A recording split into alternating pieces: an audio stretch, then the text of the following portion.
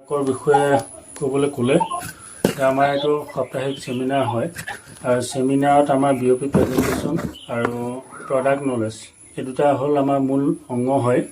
তো ইয়াৰ ওপৰতে আমি ক'ব লাগিব যে মই আজি এনেকুৱা এটা প্ৰডাক্টৰ বিষয়ে মই ক'ব বিচাৰিম যিটো প্ৰডাক্ট হয়তো আমি উপলব্ধিটো কম কৰোঁ কিন্তু প্ৰয়োজনটো আমাৰ বেছি হয়। তো আমাৰ প্ৰত্যেকজন মানুহৰে সেই প্ৰডাক্টটো অতি প্ৰয়োজন হয় আৰু বহুত পাৱাৰফুল প্ৰডাক্ট আমাৰ কোম্পানীত আছে। সেই প্ৰডাক্টটো হ'ল ডেইলি ডেটক্স আৰু সেই ডেইলি ডেটক্স যিটো এটা কেপচুল হয় যে আমাৰ প্ৰধানতঃ আমি এটা কথা মন কৰিব লাগিব যে আমাৰ 10 ইন্দ্ৰিয়ৰ পৰা আমাৰ মানুহটোৰ গাত আছে 10টা ইন্দ্ৰিয়।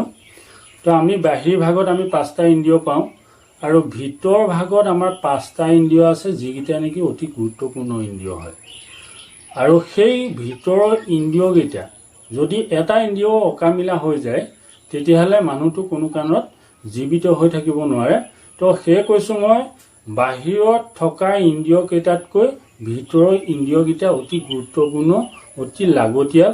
আৰু সেই ইন্দ্ৰিয়কেইটা প্ৰধানতঃ হ'ল লিভাৰ, কলিজা, হাওঁফাওঁ, পাকস্থলী আৰু কিডনী।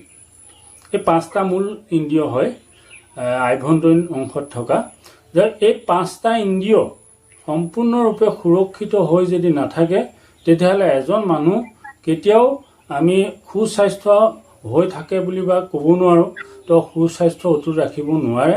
তো সেই 5টা ইন্দ্ৰিয়ত তো আমাৰ বিভিন্ন সময়ত বিভিন্ন কাৰণত বিভিন্ন ধৰণে হয়তো ইনফেকশ্যন হ'ব পাৰে, অপকাৰ হ'ব পাৰে বা ব্যাঘাত জন্মিব পাৰে।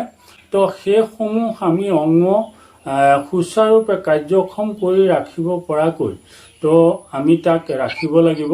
যিহেতু আমাৰ আমি বাহিৰৰ যিকেইটা অংগ, মই এটা উদাহৰণস্বৰূপে আপোনালোকক ক'ব বিচাৰিছোঁ যে বাহিৰৰ অংগ চকু, কাণ, নাক, হাত, ভৰিৰ পৰা ধৰি এই 5টা ইন্দ্ৰিয় আমি খুব প্ৰতিপাল কৰোঁ, মানে মৰম কৰোঁ। তো মৰম কৰি আমি দৈনিক মানে তাক চাফা কৰোঁ, চাবোনে আমি ধুই চাফা কৰি মেলি আমাৰ অংগকেইটা খুব সুন্দৰকৈ আমি ৰাখিবলৈ যত্ন কৰোঁ। কিন্তু আমাৰ তাতোতকৈ পাৱাৰফুল যিকেইটা অংগ সেইকেইটা অংগ কিন্তু আমি আজিলৈকে চাফা কৰিব পৰা নাই বা চাফা কৰিবলৈ আমি যত্ন কৰা দেখা পোৱা নাযায়। এতিয়া কথা হ'ল কি যে আমাৰ বিভিন্ন চিকিৎসা শাস্ত্ৰ আছে যদিও তো সকলো ধৰণৰ চিকিৎসা শাস্ত্ৰতে হয়তো উপযুক্ত পৰিমাণৰ বা উন্নত মানদণ্ডৰ তেনেকুৱা ঔষধ পোৱা নাযায়।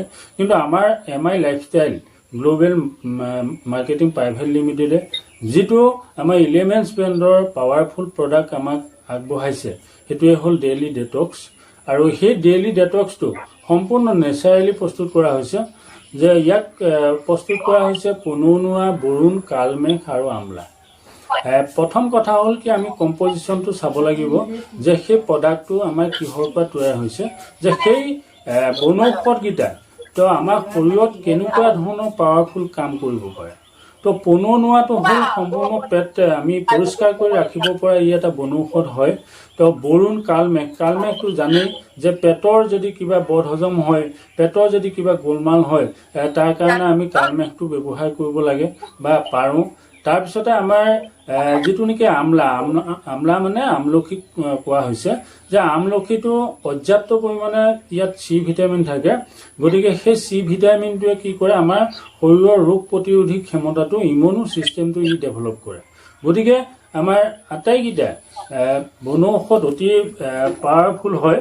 তো সেই পাৱাৰফুল বনৌষধৰ পৰাই আমাৰ পাৱাৰফুল এই প্ৰডাক্টটো তৈয়াৰ কৰা হৈছে। আৰু সেইটো আপোনালোকে এটা কথা গম পাব যে ইয়াতে লিখা আছে ডেইলি ডেটক্স। এইটো চাওক যে daily detox all round cleaner বুলি লিখিছে এণ্ড বডি ডিটক্সিফায়াৰ। তো বডিটো আমি ডিটক্সিফায়াৰ মানে তো সংক্ৰমণমুক্ত বা আমাৰ বডিটো চাফা কৰি ৰাখিব পৰা, ডিটক্সবিলাক বাহিৰ কৰিব পৰা ই এটা উন্নত মানদণ্ডৰ আমাৰ কেপচুল হয়। যে আমাৰ তো কেতিয়াবা কি হয়, আমাৰ যদি শৰীৰত বিভিন্ন অংগত আমাৰ জাম হৈ থাকে বা আমাৰ কিছুমান আৱৰণে ঢাকি ৰাখে আমাৰ সেই অংগকেইটাই তো সুচাৰুৰূপে কাৰ্যক্ষম কৰাত কিছুমান বাধা আহি পৰে। যেনে আমাৰ লিভাৰটোৱে আমি যদি তাক কোনো কেমিকেল প্ৰভাৱিত হৈ থাকে, কেমিকেলৰ দ্বাৰা আক্ৰান্ত হৈ থাকে, তেতিয়াহ'লে লিভাৰটোৱে যিটো কাম কৰিব লাগে আমাৰ শৰীৰত তো কাৰ্যক্ষমতাটো হয়তো কমি যায়। তাৰপিছতে আমাৰ কলিজাটো, যিটো যেনেকৈ আমাৰ মূল অংগ হয়, সেই কলিজাটোতো আমাৰ তেনেকুৱা যিকোনো ডেটক্সৰ আক্ৰমণৰ ফলত আমাৰ কেতিয়াবা অকামিলা হৈ যায়, হাওঁফাওঁটো অকামিলা হৈ যায়, পাকস্থলী অকামিলা হৈ যায়, আৰু তাতোতকৈ গুৰুত্বপূৰ্ণ অংগটো হ'ল কিডনী। এই কিডনীটো তেনেধৰণৰ আমাৰ কিছুমান জাম হৈ যায়। যেনে ধৰক আমাৰ সেই জামখিনি হ'লে আমি কিছুমান শৰীৰত চিমটম দেখিবলৈ পোৱা যায় যে আমাৰ দুৰ্বল অনুভৱ হয় বা শক্তিহীন যি অৱস্থাত মানুহজনৰ যিটো শক্তি যদি গাত নাথাকে, যিটো অৱস্থা হয়, সেই শক্তিহীন অৱস্থাটো আহি পৰে, দুৰ্বল হৈ পৰে, আৰু কেমিকেলৰ দ্বাৰা প্ৰভাৱ যদি আমাৰ প্ৰতিটো অংগতে পৰি থাকে, সেই অংগসমূহে সম্পূৰ্ণৰূপে কাৰ্যক্ষম নোহোৱা হৈ পৰে। গতিকে আমি ভিতৰৰ অংগবিলাক আমি সম্পূৰ্ণ চাফা কৰিব পৰা ই এটা উত্তম বনৌষধ হয়। আৰু ইয়াক মই তো প্ৰেক্টিকেল আমাৰ প্ৰমাণ আছে, আমি ৰিজাল্ট পাইছোঁ। যিহেতু আমাৰ গাঁৱতে মই এজন ব্যক্তিক মই পৰামৰ্শ দিছিলোঁ, যিজন ব্যক্তিয়ে তো পৰ্যাপ্ত পৰিমাণে তেওঁ প্ৰায় এলকহলিক পদাৰ্থ ব্যৱহাৰ কৰে, সুৰাপান কৰে।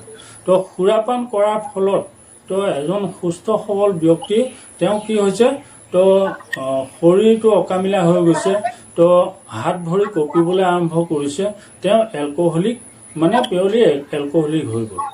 তো তেওঁক মই তো এটাই পৰামৰ্শ দিছিলোঁ যে আমাৰ ডাঙৰ এভেইলেবল কোৰ্চ এটা কৰিবলৈ কোৱা নাছিলোঁ, মাত্ৰ এটাই কৈছিলোঁ যে ভিতৰৰ অংগখিনি অকণমান পৰিষ্কাৰ কৰিব পৰা বা কেমিকেলখিনি, তেওঁ এলকহলখিনি আঁতৰাব পৰা আমাৰ এটা সুন্দৰ প্ৰডাক্ট আছে, যিটো নেকি ডেইলি ডেটক্স বুলি কোৱা হয়।